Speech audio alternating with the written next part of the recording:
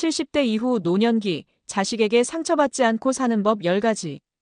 인생의 황혼기에 접어든 70대.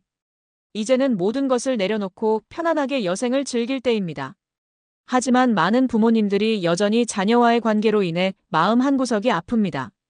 평생을 바쳐 키웠는데 왜 이렇게 서운하고 섭섭한 감정이 드는 걸까요? 이는 단순히 자식들의 불효 때문만은 아닙니다.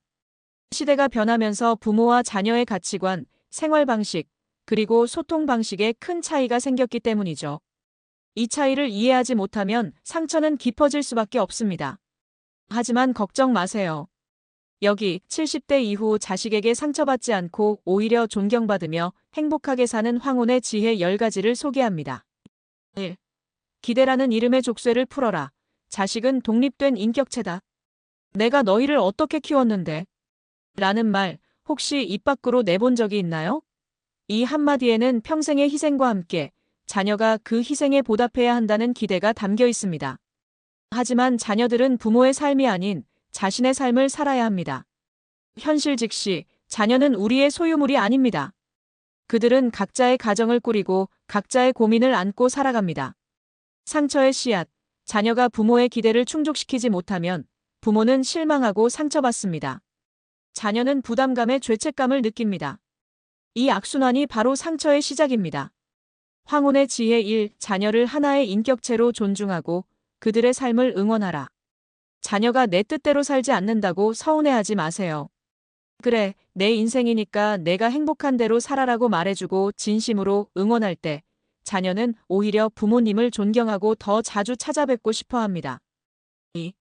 돈이라는 딜레마를 극복하라. 경제적 독립은 관계의 초석이다. 70대가 되었는데도 자녀에게 경제적으로 의존하거나 반대로 자녀에게 무리하게 경제적 도움을 주면 관계는 틀어질 수밖에 없습니다. 돈이 오가는 관계는 건강한 관계가 되기 어렵습니다.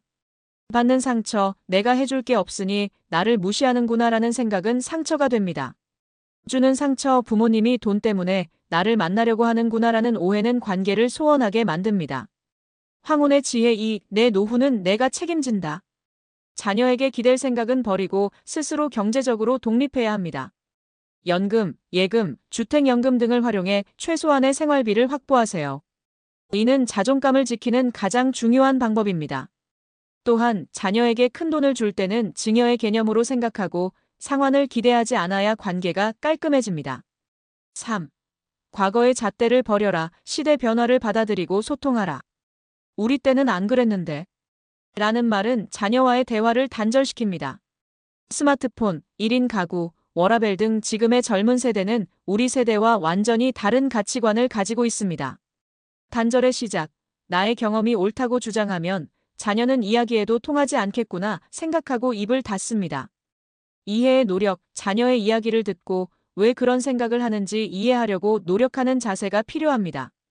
황혼의 지혜 3. 듣는 연습을 하라. 자녀와 통화하거나 만날 때 먼저 그들의 이야기를 들어주세요. 그들이 좋아하는 것, 힘들어하는 것을 진심으로 경청하면 자녀는 당신을 편안한 존재로 느끼고 더 많은 이야기를 털어놓을 것입니다. 4. 섭섭함은 혼자 삭히지 말고 솔직하게 표현하라. 내가 이렇게 서운한데 자식들은 아무것도 모르고 라는 생각은 상처를 키웁니다. 자녀들은 부모의 마음을 다 알지 못합니다. 말하지 않으면 모릅니다. 오해의 벽, 부모가 아무 말 없이 섭섭한 표정을 지으면 자녀들은 내가 뭘 잘못했나 불안해하거나 혹은 무슨 일 있나 보네 하고 무시할 수 있습니다. 솔직한 소통. 오랜만에 너희 얼굴 보니 좋구나. 그런데 연락이 좀 뜸해서 서운했어라고 나 전달법으로 이야기하면 자녀는 부모의 마음을 이해하고 더 신경 쓰게 됩니다. 황혼의 지혜 4. 섭섭함을 솔직하게 표현하되 비난하지 마라. 너는 왜 엄마한테 연락 한 통 없니? 라고 비난하기보다는 내 연락이 없어서 엄마가 좀 외로웠어라고 솔직하게 말하세요. 이때 마지막에 그래도 내가 바쁜 걸 아니까 이해해와 같은 공감을 덧붙이면 관계가 더욱 부드러워집니다. 5. 삶의 주인공은 나 자신임을 잊지 마라. 은퇴 후 삶의 의미를 잃고 오직 자녀에게만 매달리면 자녀도 부담스럽고 나 자신도 불행해집니다. 삶의 주인공은 자녀가 아닌 나 자신입니다. 자녀에 대한 집착, 모든 관심과 에너지를 자녀에게 쏟으면 자녀의 일거수일투족에 지나치게 간섭하게 됩니다. 나만의 행복, 자신의 삶을 충만하게 채워나갈 때 자녀에게 상처받을 틈도 상처 줄 틈도 없어집니다. 황혼의 지혜 5. 나만의 취미와 삶을 찾아라. 배움에는 끝이 없습니다. 새로운 취미를 시작하고 친구를 만나고 봉사활동을 하는 등 스스로 행복을 찾을 수 있는 활동을 만드세요. 활기차고 행복한 부모의 모습은 자녀에게 큰 기쁨이자 자랑이 됩니다. 6. 스마트 기기를 친구 삼아라. 소통의 통로를 넓혀라. 스마트폰은 더 이상 젊은 사람들의 전유물이 아닙니다. 카카오톡, 영상통화, SNS 등을 통해 자녀와 손주들의 일상을 공유하고 소통할 수 있습니다. 황혼의 지혜 6. 스마트폰 활용법을 배워라. 자녀에게 스마트폰 사용법을 물어보고 배워보세요. 이는 단순히 기기를 배우는 것을 넘어 자녀와 소통할 수 있는 새로운 창구를 여는 일입니다. 손주의 사진을 보며 즐거워하고 자녀가 보낸 메시지에 답장하는 것만으로도 관계는 훨씬 가까워집니다. 7. 잔소리는 사랑이 아닌 부담이다. 밥은 먹었니? 옷은 따뜻하게 입고 다니니? 와 같은 잔소리는 부모의 입장에서는 사랑이지만 바쁜 자녀에게는 부담으로 다가올 수 있습니다. 황혼의 지혜 7. 잔소리 대신 응원을 하라. 잔소리보다는 내가 하는 일 잘 될 거야. 항상 응원하고 있다와 같은 긍정적인 메시지를 전하세요. 이는 자녀에게 힘이 되고 부모를 편안한 나의 편으로 느끼게 합니다. 8. 혼자만의 시간을 즐겨라. 물리적, 심리적 독립을 연습하라. 혼자 있으면 외롭다는 생각에 자녀 집에 자주 찾아가거나 무작정 전화를 거는 것은 오히려 자녀에게 부담을 줍니다. 황혼의 지혜 8. 혼자 있는 시간을 즐기는 연습을 하라.